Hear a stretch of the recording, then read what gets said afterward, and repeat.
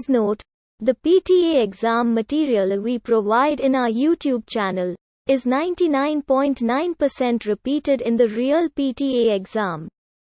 It is advised you to practice the weekly as well as monthly prediction videos, according to your exam date, from our channel to get the same material in your exam. Wish you best of luck. Ready to start. 3, 2, 1.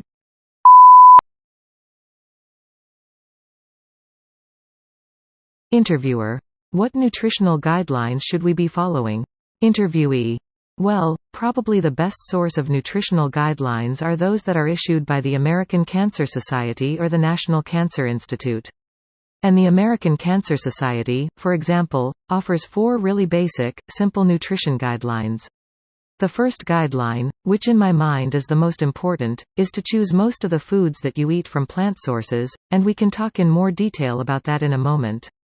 The second guideline is to limit your intake of high-fat foods, particularly from animal sources. The third guideline is to be physically active and achieve a normal, healthy body weight. And the final guideline is to limit consumption of alcoholic beverages if you choose to drink at all. Interviewer: so Susan, one of the things we always hear about from the American Cancer Society is this 5-a-day recommendation. Maybe if you could explain to our listening audience what that actually means. Interviewee: the 5-a-day recommendation is a very simple way of communicating the message to increase consumption of these plant foods.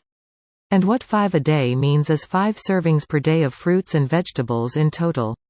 And some people misunderstand this guideline, and they may think it's okay if I have 5 glasses of fruit juice a day, and I've met my 5-a-day guideline. The goal is really to choose both fruits and vegetables as part of the 5-a-day guideline, to vary the fruits and vegetables that you eat on a daily basis, and that alone is a very major step forward in terms of reducing your risk for cancer.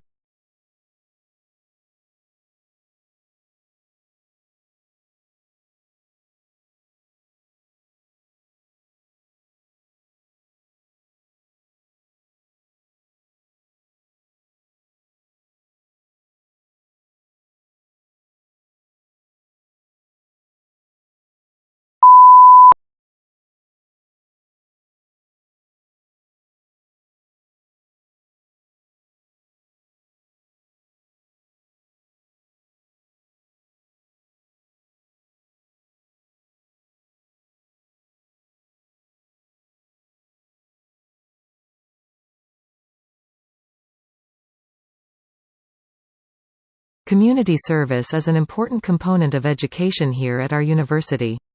We encourage all students to volunteer for at least one community activity before they graduate. A new community program called One-on-One helps elementary students who've fallen behind. Your education majors might be especially interested in it because it offers the opportunity to do some teaching, that is, tutoring in math and English. You'd have to volunteer 2 hours a week for one semester. You can choose to help a child with math, English, or both. Half-hour lessons are fine, so you could do a half-hour of each subject 2 days a week. Professor Dodge will act as a mentor to the tutors. He'll be available to help you with lesson plans or to offer suggestions for activities. He has office hours every Tuesday and Thursday afternoon. You can sign up for the program with him and begin the tutoring next week. I'm sure you'll enjoy this community service and you'll gain valuable experience at the same time. It looks good on your resume, too, showing that you've had experience with children and that you care about your community. If you'd like to sign up, or if you have any questions, stop by Professor Dodge's office this week.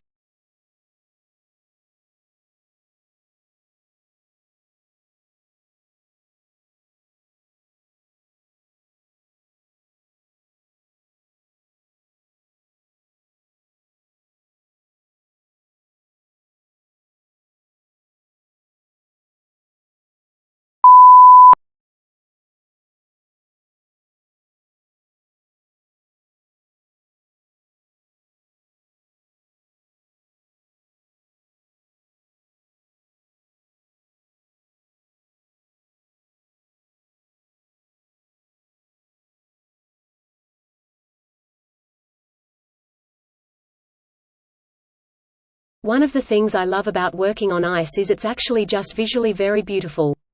The Antarctic is a beautiful and exceptional place to work.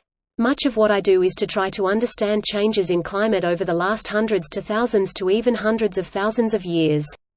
An ice core is a continuous section of ice drilled into a glacier or an ice sheet. We're sending this instrument down, which is just a cutting tool, and the thing goes down a meter at a time. You bring it up and now you have these long tubes of ice. Drilling an ice core is kind of like a time machine. You can go back and find out what was the atmosphere like 50,000 years ago. It's snow that has fallen and then it's compressed, trapping the atmosphere. You can count the layers in ice cores like you can count tree rings, and that means that you can actually determine when certain events in climate happened within a few years.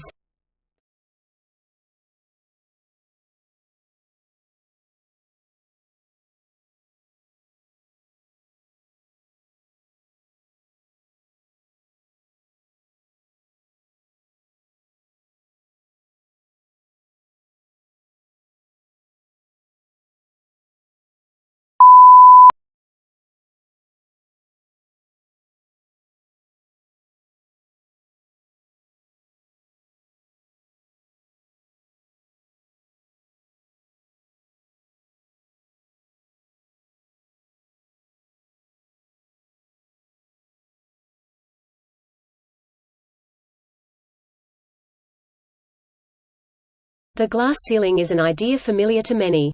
It refers to the invisible barrier that seems to exist in many fields and which prevents women from achieving senior positions. Less well known, but arguably a more pernicious problem, is the glass cliff. Originally recognized by academics Michelle Ryan and Alex Haslam back in 2005, this is the phenomenon of women making it to the boardroom but finding themselves disproportionately represented in untenable leadership positions. Ryan and Haslam presented evidence that women were indeed starting to secure seats at boardroom tables. But the problem was that their positions were inherently unstable.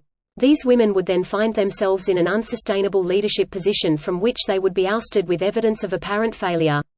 The title of their paper sums it up: Women are overrepresented in precarious leadership positions. Subsequent research in an array of environments has demonstrated that this is not an isolated issue, nor is it unique to certain industries or geographical locations. It reveals that women in top leadership positions seem to be routinely handed inherently unsolvable problems.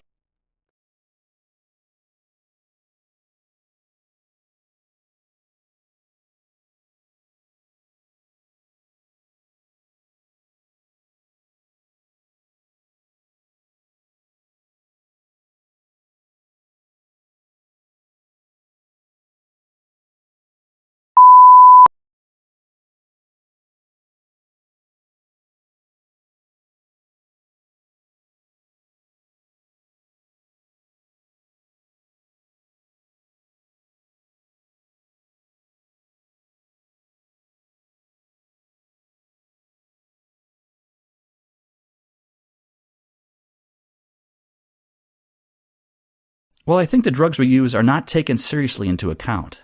Parents leave their drugs all over the place at home, but their children may accidentally take these drugs before they know it. And soon many children are victim to accidents. Now, this must be avoided at all cost. One way of preventing accidents is to put drugs in closed boxes. Also, parents can firmly close the lid really well.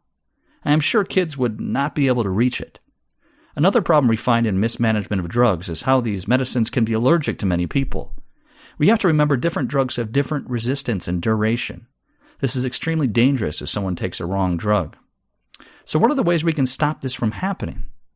Well, I suggest we introduce the course, which will primarily improve the misuse of drugs and greatly improve our lives.